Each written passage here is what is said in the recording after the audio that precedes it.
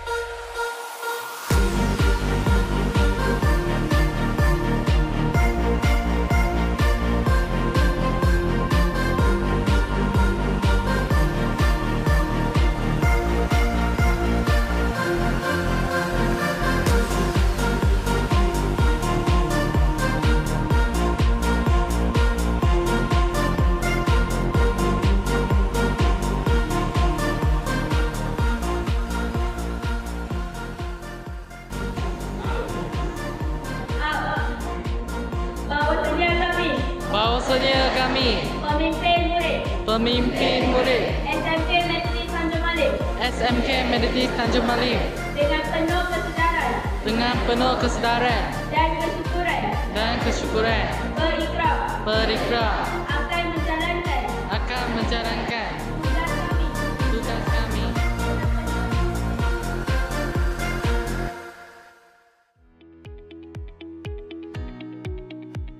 Saya Nur Syakira Masara, wartawan TV PSS ingin menemu ramah Ketua Pemimpin Badan Perkhidmatan SMK Metodis Tanjung Malim bagi tahun 2025 dan 2026. Kita mulakan dengan Ketua Pengawas. Saya Sabrina, anak perempuan Siwa Kumar, merupakan Ketua Pengawas SMK Metodis Tanjung Malim bagi sesi 2025 dan 2026. Baiklah Sabrina, izinkan saya untuk menanyakan beberapa soalan. Apakah cabaran terbesar yang anda jangkakan dalam menjalankan tugas sebagai pemimpin murid? Cabaran terbesar yang saya tengah hadapi pada masa ini ialah balancing my academic life and my leadership life, sebab kadang-kadang saya tak masuk kelas buat kerja pemimpin semua and saya tak ada pertolongan rakan saya dan cikgu saya untuk menyiapkan kerja sekolah saya. So sometimes saya akan buat kerja-kerja tu tanpa pertolongan cikgu dan rakan saya. So itu merupakan cabaran terbesar yang saya tengah hadapi pada masa ini. Apakah harapan anda terhadap rakan pemimpin murid yang lain dalam membantu mengekalkan disiplin sekolah? Harapan saya ialah semua pemimpin haruslah bekerjasama. Jangan buat apa-apa bersendirian supaya kalau kita bekerjasama, disiplin sekolah kita lagi cekap lah daripada dulu. And saya memerlukan sokongan daripada rakan saya kerana bukan semua orang mempunyai pendapat dan pendapat saya lah. Kita perlu berbincang sama-sama dan ambil idea dan membuat sesuatu lah untuk mengekalkan disiplin sekolah kita. Bagaimanakah anda merancang untuk bekerjasama dengan pihak pentadbir dan guru dalam meningkatkan disiplin pelajar? Saya akan memberi pelbagai cadangan dengan pihak pentadbir dan guru. Sebagai contoh, saya akan mencadangkan pihak pentadbir untuk membuat program seperti ceramah dari agensi luar dan sebagainya lah. So melalui ini kita boleh meningkatkan prestasi disiplin kita di sekolah. Baiklah, terima kasih Sabrina. Sekarang ni saya bersama Ketua Pengawas PSS.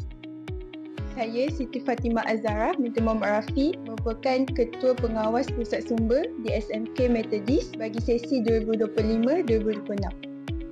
Baiklah Fatimah, saya ingin menanyakan beberapa soalan kepada anda. Apakah perasaan anda setelah dilantik sebagai Ketua Pengawas Pusat Sumber? Saya Saya merasa gembira dan bersyukur kerana telah meletakkan tanggungjawab yang besar ini kepada saya. Bagi saya, tanggungjawab ini merupakan tanggungjawab yang sangat besar dan sangat sukar untuk saya. Tetapi saya percaya saya dapat memberikan perubahan yang positif untuk menggunakan pusat sumber sekolah. Bagaimana anda merancang untuk menggalakkan lebih ramai pelajar menggunakan pusat sumber secara aktif? Saya merancang untuk mengadakan pelbagai program yang menarik seperti sesi bercerita, pertandingan membaca dan lain lagi. Selain itu, saya juga ingin memperkenalkan sudut bacaan khas yang mengandungi bahan bacaan yang terkini. Apakah kepimpinan yang paling penting bagi anda dalam menjalankan tugas sebagai pengawas pusat sumber? Bagi saya, kepimpinan yang penting adalah sikap yang bertanggungjawab yang perlu ada dalam diri seorang pemimpin itu. Saya sebagai ketua pusat sumber, saya perlu menunjukkan contoh yang baik dengan sentiasa berdisiplin dan bersikap proaktif dalam menguruskan pusat sumber. Terima kasih Fatimah atas jawapan sebentar tadi. Sekarang ni saya bersama Ketua PRS. Saya Puteri Iman Nasuha binti Megat Muhammad Zirahta, merupakan Ketua PRS bagi sesi 2025-2026. Baiklah Iman, izinkan saya untuk menanya beberapa soalan. Bagaimanakah anda merancang untuk memastikan PRS sentiasa bersedia untuk membantu pelajar yang memerlukan bimbingan?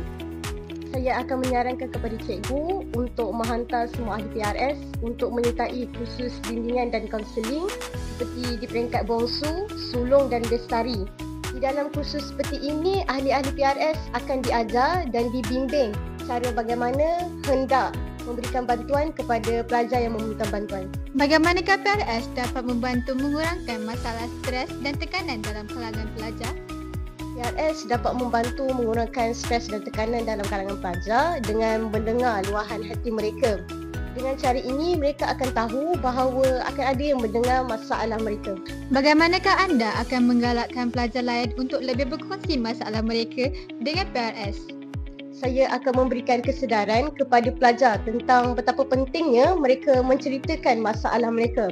Hal ini kerana ia dapat mengurangkan stres dan dapat mencegah kes-kes yang tidak diingini seperti kelar tangan yang semakin popular dalam kalangan pelajar. Selain itu, saya akan meyakinkan mereka bahawa kerahsiaan akan terjaga apabila mereka menceritakan masalah mereka kepada PRS. Baiklah Iman, terima kasih atas jawapan yang diberikan sebentar tadi. Akhir sekali, saya bersama Ketua MKT.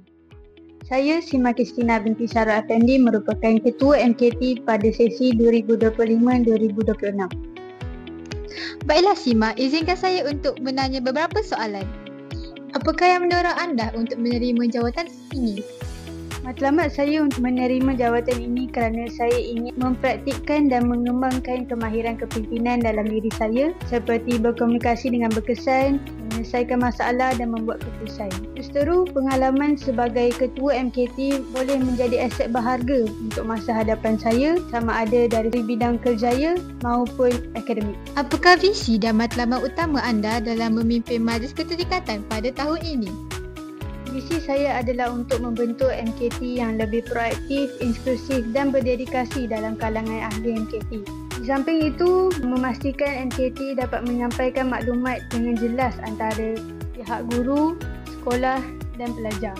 Matlamat utama saya adalah untuk membina kemahiran tanggungjawab dalam kalangan ahli MKT supaya mereka dapat menjadi contoh yang baik dalam kalangan pelajar.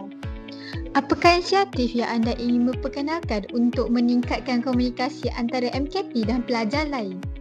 Inisiatif yang akan saya memperkenalkan untuk meningkatkan komunikasi antara MKT dan pelajar lain adalah memastikan ahli MKT mempunyai sikap integriti dan adil dalam membuat keputusan. Selain itu, memastikan ahli MKT dapat menangani konflik atau masalah dengan sabar dan tenang serta tidak mempunyai sikap defensif atau menuduh.